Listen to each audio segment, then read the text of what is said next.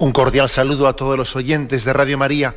Un día más, con la gracia del Señor, proseguimos el comentario del Catecismo de nuestra Madre la Iglesia.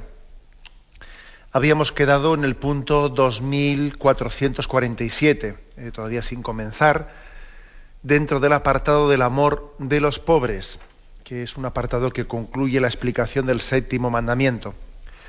Dice así este punto, 2447, lo vamos a ir leyendo poco a poco. Las obras de misericordia son acciones caritativas mediante las cuales ayudamos a nuestro prójimo en sus necesidades corporales y espirituales. Luego va a ir describiendo cuáles son las obras de misericordia, las espirituales, las corporales, y iremos poco a poco. Aquí primeramente enumera al principio, ¿no? Las obras de misericordia son acciones caritativas mediante las cuales ayudamos a nuestro prójimo en sus necesidades corporales y espirituales. Por lo tanto, lo primero sería plantear, bueno, ¿qué es la misericordia? Obras de misericordia. La misericordia no es algo distinto del amor, pero es el amor bajo una faceta concreta. La misericordia es el amor gratuito que se prodiga preferentemente en los más necesitados. Es un amor que se vuelca especialmente en los más necesitados. Y remarco en el más necesitado. Porque la misericordia no se derrama especialmente en aquel que es más digno de ser amado, sino en aquel que necesita más ese amor. La misericordia se caracteriza por prodigarse, por derramarse, no en proporción al mérito del que recibe la misericordia, sino a su necesidad. Hay otro tipo de amor que suele ser más, amamos aquello que suscita en nosotros, es digno de ser amado, ¿no? Bien, pero ese es otro tipo de amor. La misericordia hace referencia a un prodigarse, a un tener entrañas de misericordia, quiere decir, ¿no?, pues sufrir con el que sufre, compartir de alguna manera su situación y, por lo tanto, volcarse en amor hacia esa persona necesitada.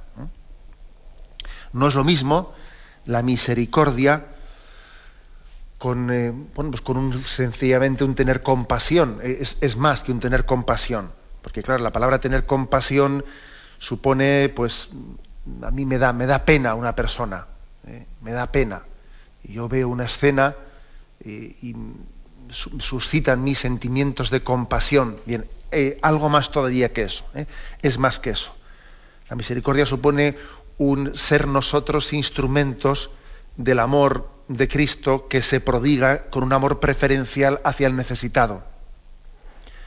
Por la misericordia nosotros pues somos prolongadores de ese amor preferencial de Cristo por los pobres y los necesitados. Por eso, como os podéis imaginar, pues la misericordia es prácticamente, pues, el núcleo, la clave del mensaje cristiano, que nos hace semejantes al corazón de Cristo. Que si por algo se caracteriza, ¿no?, pues el corazón de Cristo es por ser misericordioso. De ahí por qué tiene tanta importancia la devoción a la divina misericordia, etcétera. Y Juan Pablo II tuvo esa intuición que tenía que difundir la devoción a la divina misericordia, porque él era consciente de que estaba tocando el centro, el núcleo, ¿no? Y acordaros de una de las primeras encíclicas de Juan Pablo II fue Dives in Misericordia, rico en misericordia, Dios Padre es rico en misericordia, porque era tocar, ¿no?, el corazón de Dios, la esencia de Dios. Bien, pues esto es misericordia. Misericordia es el amor gratuito que se prodiga especialmente en los más necesitados. Yo diría con una segunda característica también. Otra característica de la misericordia, comparando con otro tipo de formas de amor, ¿no?, es que la misericordia es un amor que se remanga, que pone en práctica, que concreta, que desciende a detalles expresos de amor. No es un amor filosófico. La misericordia no es un amor que teoriza, sino que se remanga. Es un poco la imagen que nos dio Jesús después de la cena, cuando Él se pone de rodillas delante de cada uno y le limpia los pies, ¿no? Es el amor resolutivo, el amor práctico. Y tenemos que pedir mucho este don, ¿no? De no desperdiciar tiempo en teorizar, que esto también a veces suele ser una de las tendencias más notorias en nosotros, a veces también en el seno de la Iglesia, ¿no?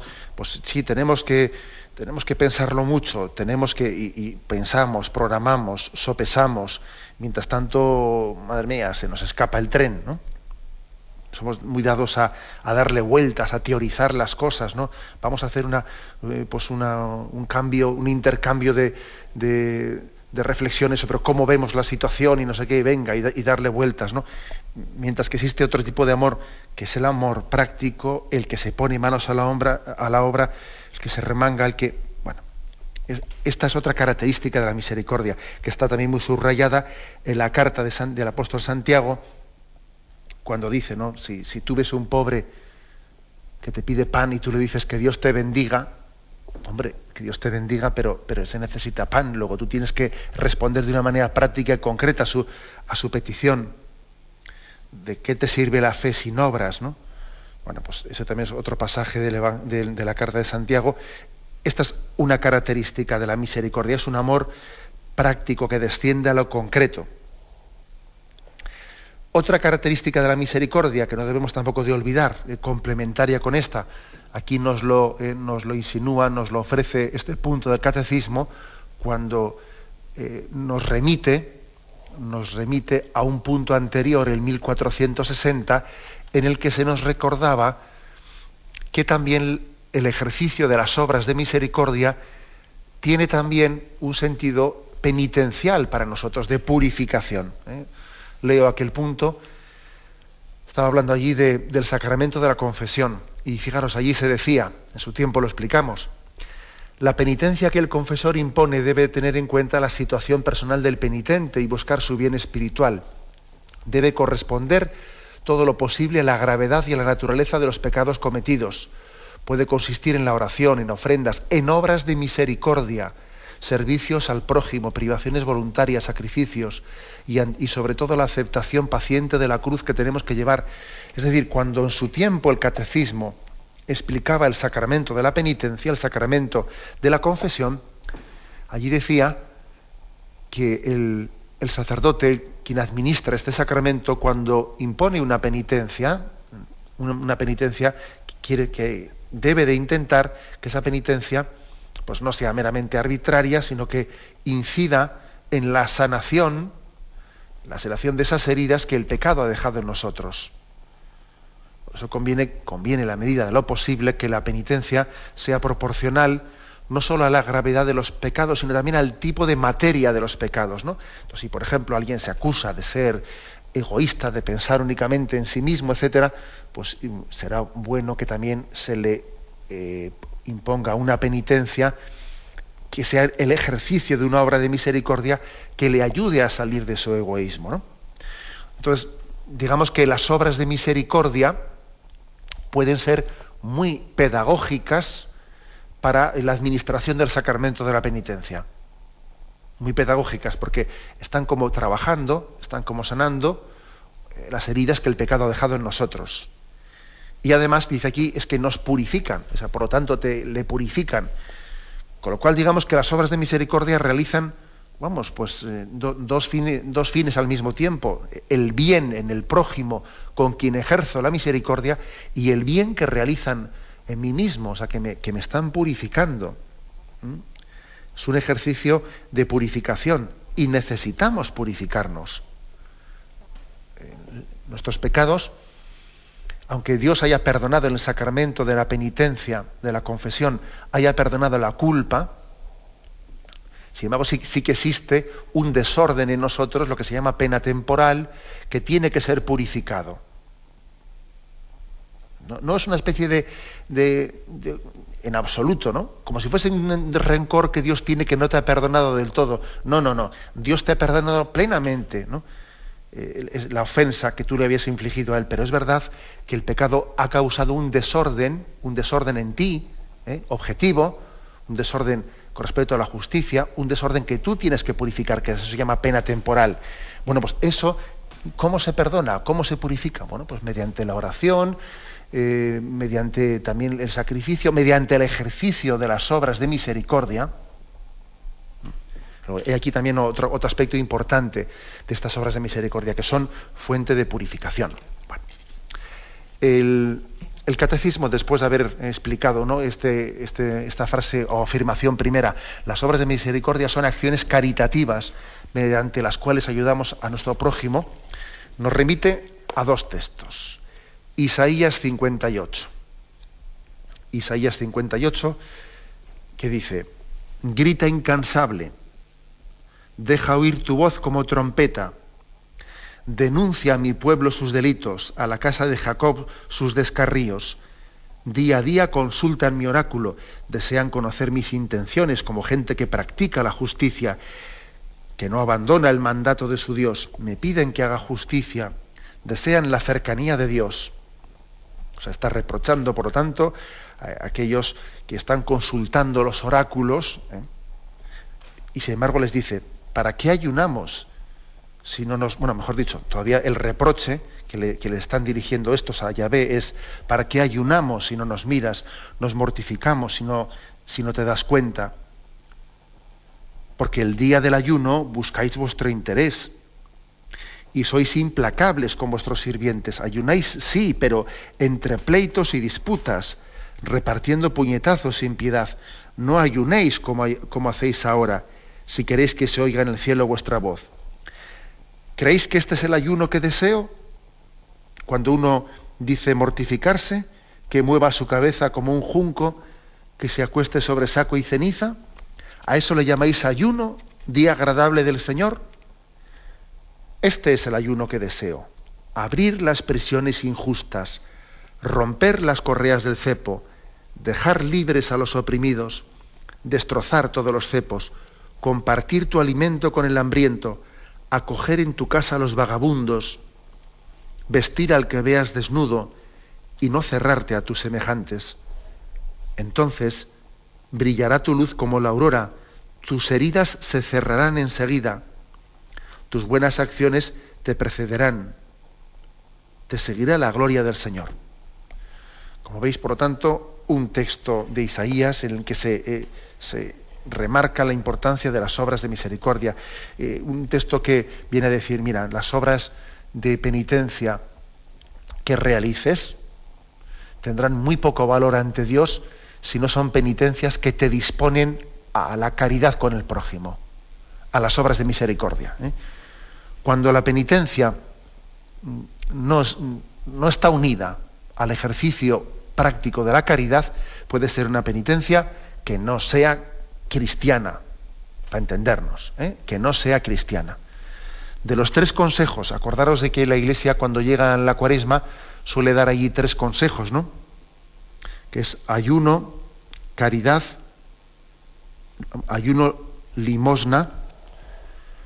Estoy liando, no, pero vamos, los 3 consejos tradicionales de Cuaresma, como veis, hacen referencia a estos 3 aspectos, ¿no?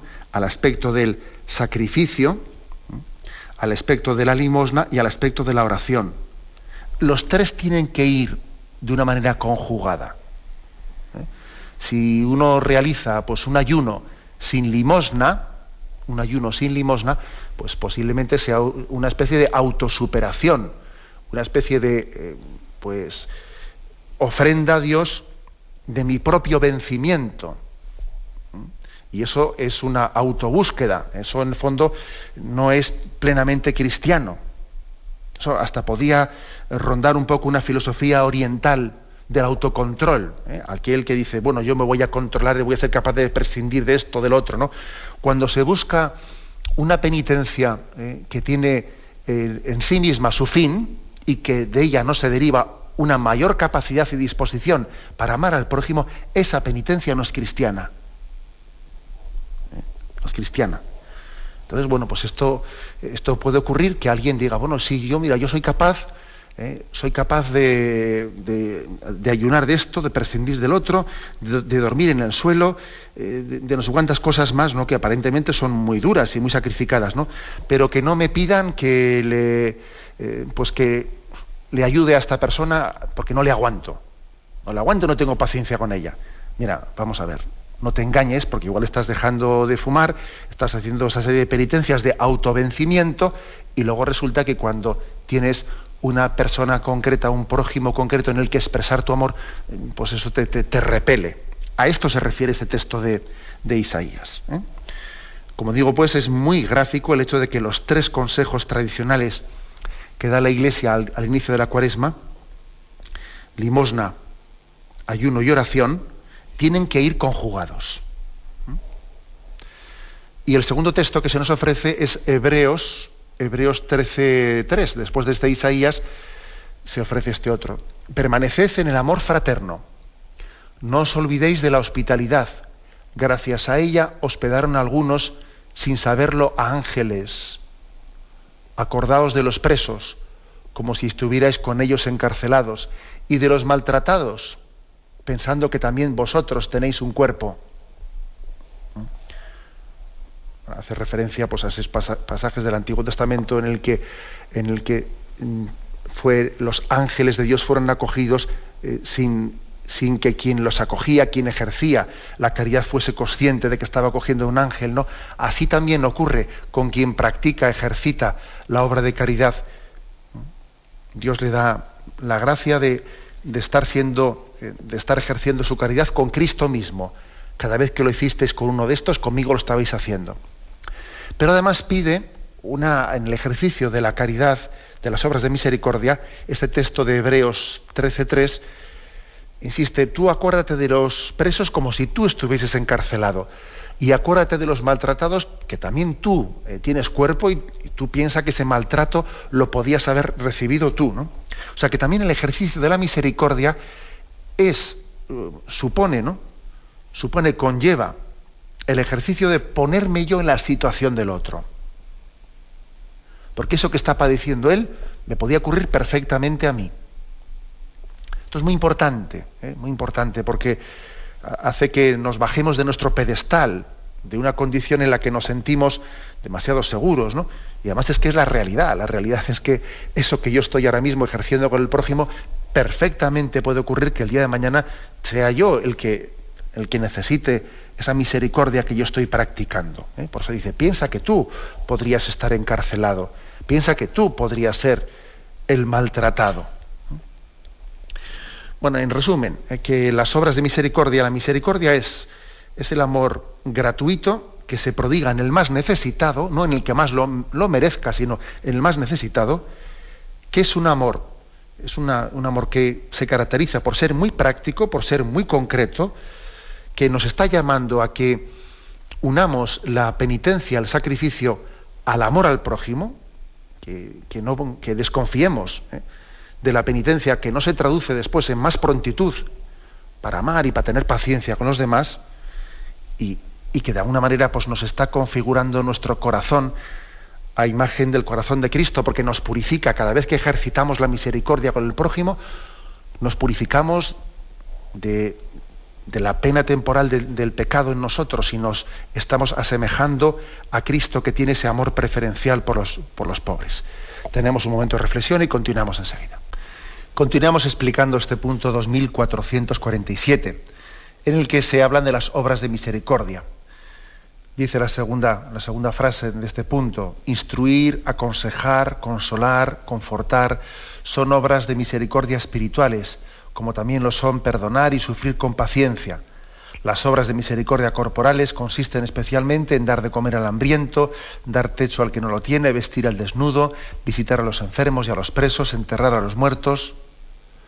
Bueno, luego continuamos, pero como seguro que vosotros estáis recordando eso que aprendíamos en nuestro catecismo, ¿no? Obras de misericordia espirituales y corporales. Me imagino que la mayoría de los oyentes, la formulación en la que lo aprendieron fue pues esta, la que voy a decir ahora: obras de misericordia espirituales, enseñar al que no sabe, dar buen consejo al que lo necesita, corregir al que yerra, perdonar las injurias, consolar al triste, sufrir con paciencia los defectos del prójimo y rogar a Dios por vivos y difuntos. Yo me imagino que esta será la formulación mayoritaria, ¿eh? Y las corporales: visitar y cuidar al enfermo, dar de comer al peregrino, dar de beber al sediento, dar de comer al hambriento, dar de beber al sediento, dar posada al peregrino, vestir al desnudo, redimir al cautivo y enterrar a los muertos. Me imagino que esa sería la formulación. Pero como veis, aunque el catecismo lo diga de otra manera, ordenado de otra forma, pues el contenido es el mismo. Vamos a hablar primero de las obras de misericordia espirituales, que son las primeras que aquí hace mención el catecismo. Instruir, aconsejar, consolar, confortar, dice, son obras de misericordia espirituales, como también lo son el perdonar y sufrir con paciencia. Primero dice instruir. Nosotros aprendíamos enseñar al que no sabe. Bueno, pues es lo mismo. Enseñar al que no sabe, yo creo que estamos ante una de las obras de misericordia que hoy en día pues, pueden ser un instrumento de ejercicio del amor, de la caridad y de apostolado más prácticas que tenemos entre nosotros. Lo digo por muchas cosas, ¿no? También lo digo primero por la incultura tan grande que se ha extendido entre nosotros, por el fracaso escolar tan fenomenal. Vamos, que nunca habíamos tenido unos índices de fracaso escolar tan grande, ¿no?, como el sistema de enseñanza que se está produciendo ahora mismo en España. Escuchaba yo el otro día pues a José Ramón Ayllón, a un filósofo que tenía aquí entre nosotros una conferencia. Decía que cuando un sistema de enseñanza piensa que hay que enseñar jugando, a la que hay que tener métodos, pues bueno, no, que hay que enseñar, hoy en día hay que enseñar jugando, ¿no? Sí, decía él, cuando un sistema piensa que hay que enseñar jugando, está jugando a enseñar. Pero eso no es una enseñanza seria, ¿no? Hemos despreciado muchos ejercicios de dominio de la voluntad, y de disciplina, y que suponían una superación, porque para poder aprender tiene que haber una disciplina y un dominio interior, y claro, el fracaso escolar ha sido tremendo, ¿no? Por eso digo que me parece que es una obra de misericordia de mucha actualidad, ¿no? Que bien podríamos dedicar parte de nuestro tiempo a instruir, a enseñar al que no sabe, a echar una mano a tanto fracaso escolar, a tantos jóvenes con fracaso escolar, niños, etcétera, con muchas dificultades, como podemos ver a nuestro alrededor. Y además, todos somos conscientes de que cuando podemos echarle una mano a algún niño, a algún adolescente, a algún joven en sus estudios, no estamos meramente, ¿no?, compartiendo con él unos conocimientos técnicos, sino que también en esa situación le transmitimos valores. Oye, ¿quieres que quedemos y te explico y damos un repaso a este aspecto, al otro? ¿No? Es una obra de misericordia que me permite, como se dice popularmente, ¿no?, entre col y col, meter lechuga. Pues porque, claro, que transmitimos valores en esos momentos en los que estamos explicando un tema de historia, de matemáticas, de física, de lo que sea. Estamos hablando de que la enseñanza es una profesión que está muy vocacionada, y cuando ejercemos la instrucción, la enseñanza, pues como obra de misericordia, tenemos un instrumento apostólico muy importante, muy importante. Esto yo creo que yo haría dos o tres reflexiones más. Una primera, que nuestra cultura tan individualista ha llevado un poco a entender pues, la cultura como una especie de propiedad privada, que bueno, la patentamos. Bueno, yo no estoy con esto diciendo que no exista también un derecho a la propiedad intelectual, no digo eso, pero sí que me llama la atención que nuestra cultura tan individualista pues llega como a sentir como propiedad privada el saber, y entonces yo tengo que intentar no revelar mi cultura, no perder mi exclusividad, porque si la ofrezco, entonces yo dejo de ser propietario de ella, ¿no? Bueno, tendrá que haber, lógicamente, también una regulación de la propiedad intelectual, pero en principio nosotros tenemos que tener una conciencia muy clara que el saber del que somos depositarios no es una propiedad privada.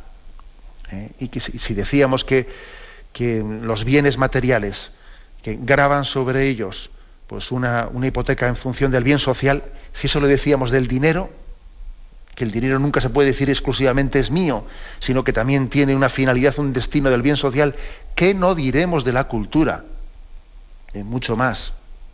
Por lo tanto, tenemos un don recibido que nos genera una responsabilidad. Puede haber personas que sean auténticos pues, pozos de ciencia, ¿no? Que muchas veces uno los envidia y dice, madre mía, si tuviese yo la cultura que tiene yo cuántas personas conozco que te dan envidia por la cultura, ¿no? Por la cultura tan grande que tiene, se ponen a hablar de literatura, de filósofos, y uno dice, pero qué culturón tiene esta persona. Ahora, no siempre lo tienen bien aprovechado. ¿Ves que es un pozo de ciencia que dices, ojo, si tuviese yo ese culturón le sacaría, o me gustaría sacarle mucho más provecho, ¿no? De que esa persona lo tiene. Es un don muy grande el que algunas personas han recibido una gran cultura y no se prodigan, ¿no?, en ejercitar, en enseñar al que no sabe. La cuestión está que enseñar al que no sabe supone un ejercicio de paciencia muy grande. Hay un pasaje en el Evangelio en el que Jesús intenta buscar un lugar aislado para estar con sus discípulos.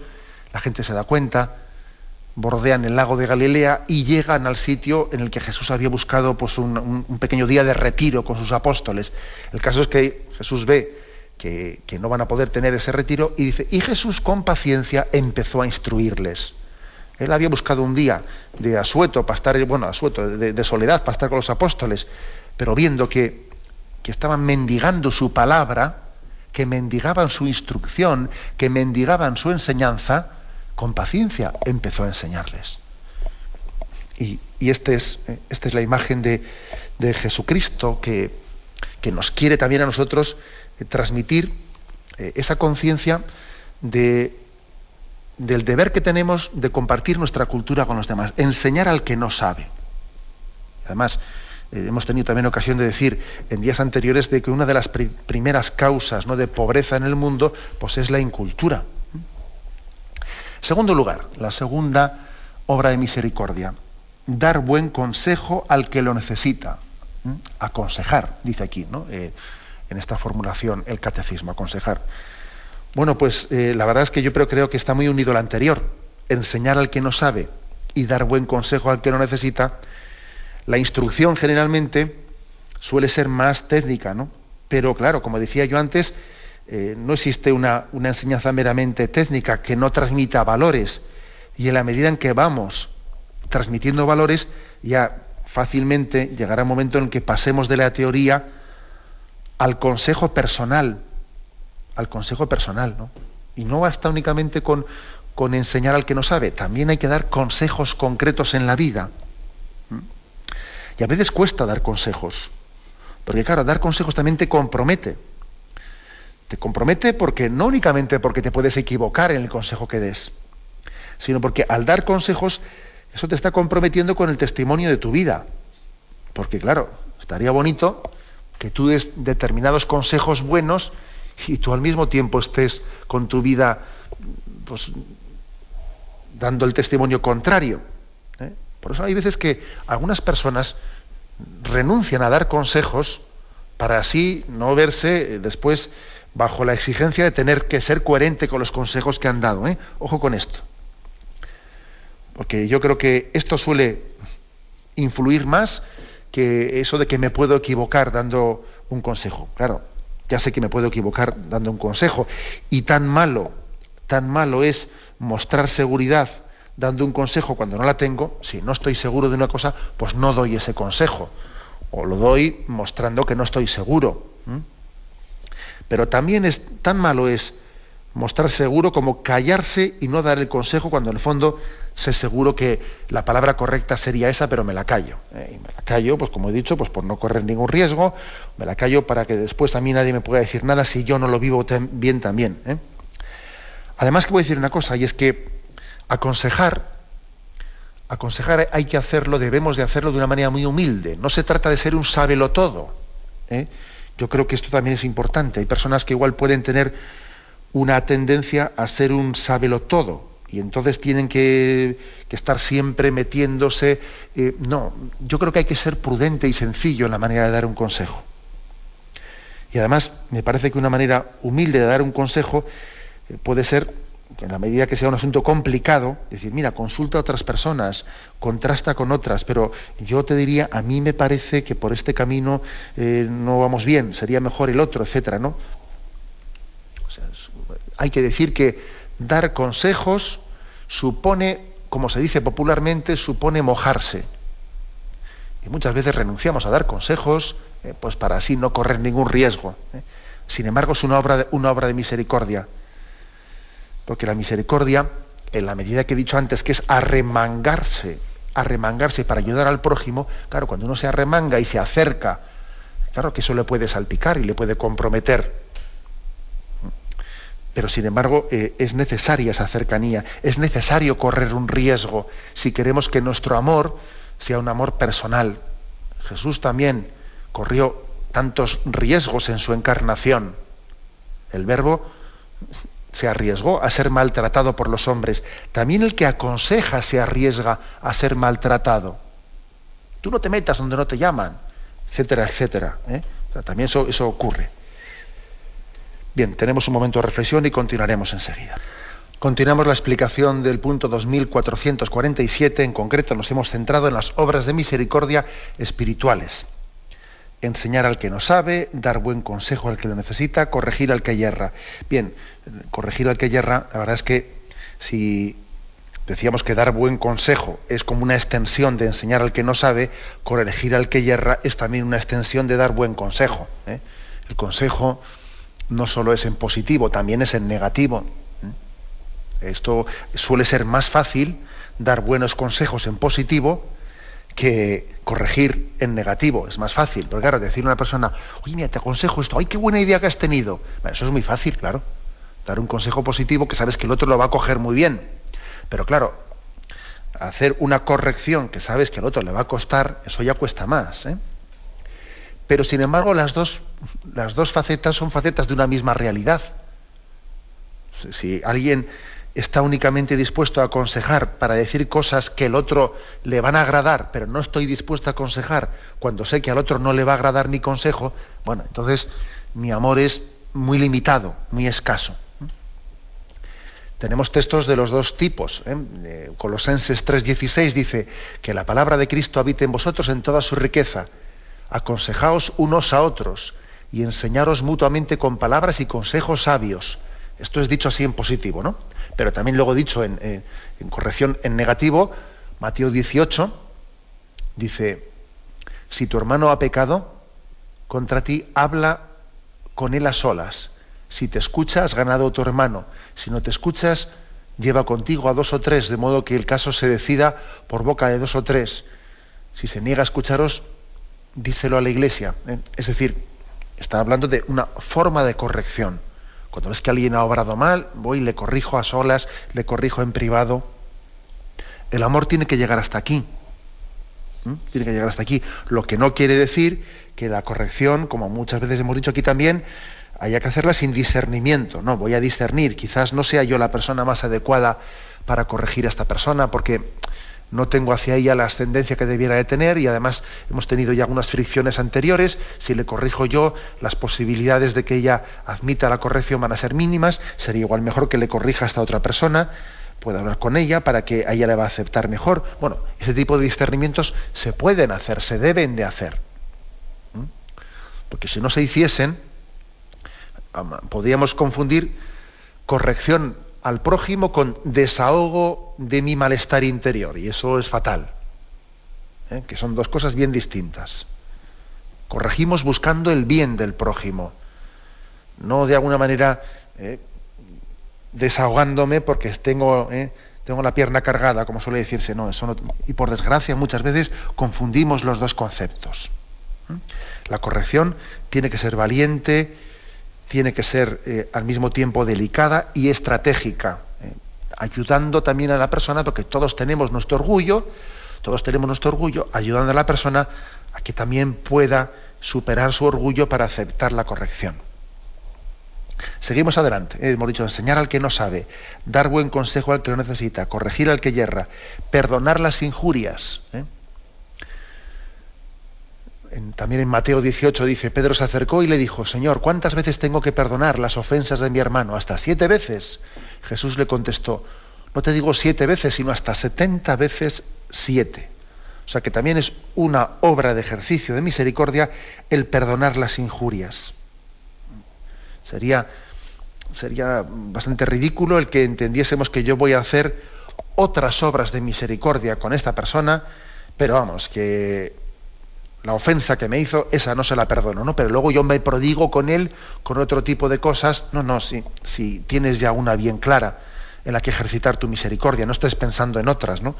Si hay una ofensa de por medio, mientras que no seamos capaces de pasar página de aquel acontecimiento, mientras que mi obra de misericordia no consista en perdonar. Y entonces, claro, salta nuestro amor propio y dice, sí, pero es que tiene que ser él el que dé el paso, porque, bueno, pero ¿en qué consiste una obra de misericordia? Si precisamente la misericordia no se hace en virtud del mérito de nadie, sino que es gratuita. La misericordia se caracteriza por ser gratuita. Luego el perdón es gratuito, luego es muy lógico que una de las obras de misericordia sea el perdón de las injurias. Porque el amor es así, el amor es gratuito. Y claro, a ti te sería mucho más fácil hacer otro tipo de obras, pero no perdonar esa injuria. Seguimos adelante. Enseñar al que no sabe, dar buen consejo al que lo necesita, corregir al que yerra, perdonar la injuria, consolar al triste. Otra cosa que tiene también una gran actualidad, porque creo que una de las pobrezas actuales, las nuevas pobrezas, ¿no?, que nuestra sociedad está generando, pues es mucho aislamiento entre nosotros. Hay muchas soledades, hay mucho aislamiento. Y soledades no solo en el sentido de que vivimos solos, que también es verdad, porque hoy en día hay muchísimos domicilios en los que vive una sola persona, pero también me refiero a aislamiento donde hay familias donde viven muchos miembros, cada uno en su cuarto, sin una comunicación entre nosotros, ¿no? Y entonces aquí habla de que una de las obras de misericordia principales es consolar al triste, decir palabras de esperanza, de consuelo, de dedicar nuestro tiempo al quien está aislado, a quien está solo. La consolación es un don del Espíritu Santo. Es un don del Espíritu Santo muy importante, que tenemos que cuidar, que pedir y que ser instrumentos para reconfortar interiormente. No se trata de consolar y reconfortar. Continuamos adelante. Enseñar al que no sabe, dar buen consejo al que lo necesita, corregir al que yerra, perdonar las injurias, consolar al triste. Siguiente, sufrir con paciencia los defectos del prójimo. Bueno, esta sí que es una obra de misericordia, pero de las prácticas de verdad. Sufrir con paciencia los defectos del prójimo.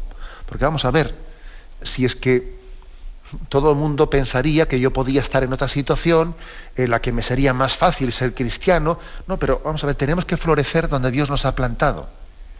Y resulta que tengo unos compañeros en el trabajo, pues este y el otro, que este es un petardo, y el otro es no sé qué, y el otro es que no hay quien le aguante, y bueno, y el otro, y resulta que también tú tendrás unos defectos hacia los cuales tú eres ciego, porque ojo, suele ocurrir que tenemos una cierta ceguera hacia nuestros propios defectos, pero bueno, aunque los tuyos no fuesen tan notorios o tan mortificantes, o sea, los defectos del prójimo forman parte de una providencia de Dios para nuestra santificación. Tenemos que creer esto.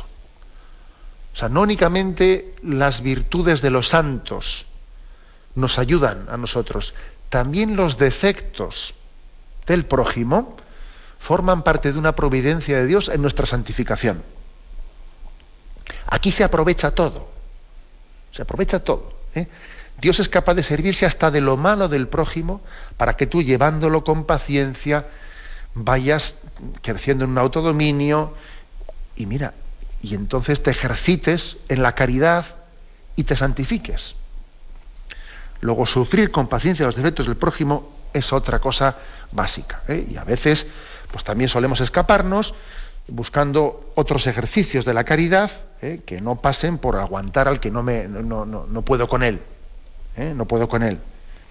Es típico, por ejemplo, que un sacerdote, pues igual en una parroquia hay un problema en un grupo y le viene una persona y le dice: mire usted, por favor, le pido que me cambie de grupo de catequesis, o que me cambie de grupo de Cáritas, o que me cambie de esto o del otro, porque yo no le aguanto a este, ¿no?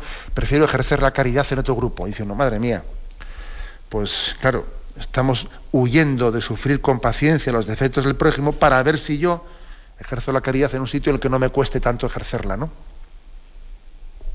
O sea, lo que Dios pone en el camino de mi vida para ejercer la caridad lo desprecio y me busco otro marco, otro escenario en el que a ver si yo allí ejerzo la caridad de una manera en la que nadie me moleste.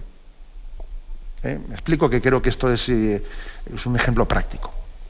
Y por último, rogar a Dios por vivos y difuntos. Hacer oración por los difuntos es otra obra de caridad espiritual, que la tenemos muy, muy olvidada, ¿no? Y aquí, ¿no?, también lo tenemos, por ejemplo, en el segundo libro de los Macabeos, la obra de caridad que era orar por los difuntos.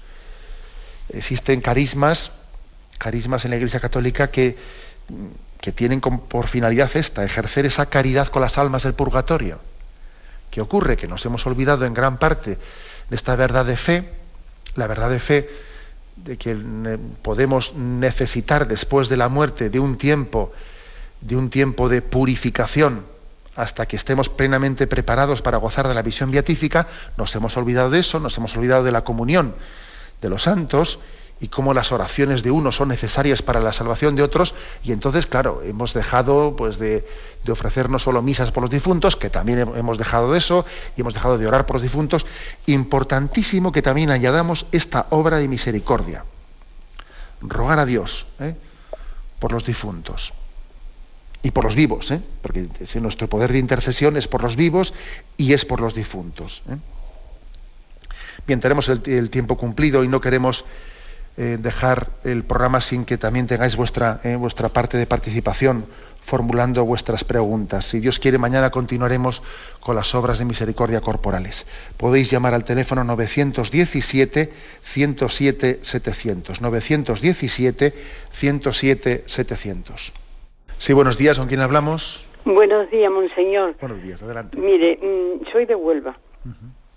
En cuanto a lo que usted está diciendo de las obras de misericordia, corregir al que yerra y tal, pues yo he corregido a mi hija, que está separada, y entonces pues me ha respondido muy mal, porque lo que vi mal era que su marido sí tuvo problemas con él, la dejó, y yo le dije que no hiciera lo que él había hecho, de buscar a un hombre que se dedicara a sus hijos y en su casa y su vida normal. Y me dijo que no, que ella tenía que buscar también hacer su vida. Total, que me entró un hombre con ella en su casa con mis dos nietos, que uno tenía ya 17 años y el otro tenía 13. A mí me pareció muy mal, y por esto ya ha roto conmigo y ya no quiere saber nada de mí, ni me habla ni nada. ¿Que usted cree que por eso una hija puede hacer eso con una madre? De acuerdo, le agradezco su intervención y le encomendamos en ese problema. Mire, yo creo que usted le ha dicho lo que tiene que decirle. Otra cosa es que, claro, pues siempre también hay que ver la forma en la que usted se lo dijo. Pues suponemos que usted también buscaría la forma más caritativa y más cariñosa y más paciente de decírselo. Sí, es importante también las formas, ¿no?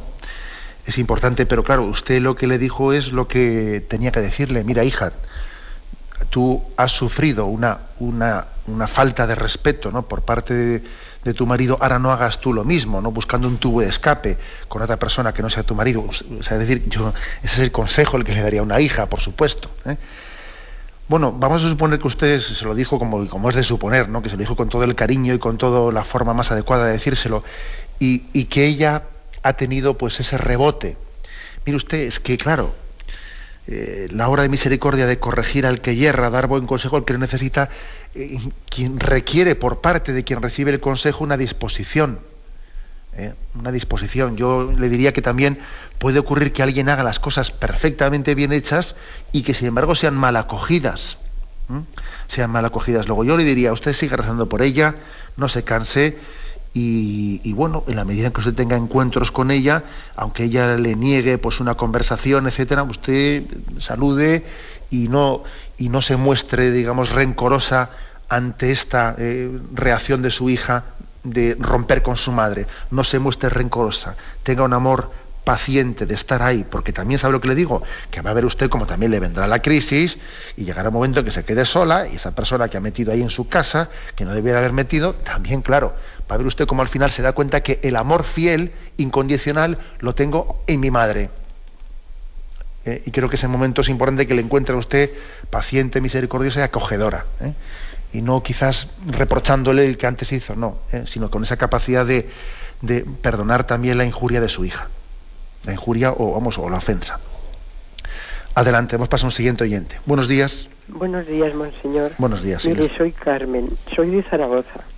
Entonces quiero agradecerle todo el bien que nos hace, con lo que nos enseña, con las cosas que aprendemos.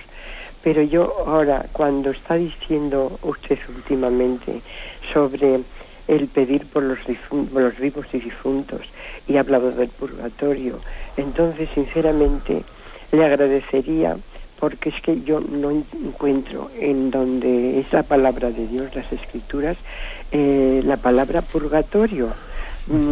Por favor, me lo quiere explicar, se lo agradecería enormemente. Sí. Muchísimas gracias. Pues sí, mire usted, en su tiempo, en su momento, en el catecismo abordamos esto de una manera más específica. Ahora, lógicamente, hay que hacerlo, estamos obligados a hacerlo de manera mucho más breve. Pero vamos a ver, el tema es cierto que en la Sagrada Escritura usted no va a encontrar la palabra purgatorio, pero sin embargo sí va a encontrar, especialmente en el libro de los Macabeos, en el segundo libro de los Macabeos, capítulo 12, usted va a encontrar cómo se entendió como una obra de misericordia orar por los que habían, por aquellos soldados, aquellos macabeos que habían muerto en el campo de batalla y que habían pecado, tenían amuletos escondidos debajo de sus ropas, y entonces entendieron que también habían pecado y por lo tanto, como habían cometido esos pecados, había que rogar por ellos para que Dios les purificase de sus pecados. Es decir, que esta doctrina formaba parte ya de la fe del pueblo judío en el momento en que Jesucristo llega, ¿no? Y Jesucristo, lógicamente, lo asume.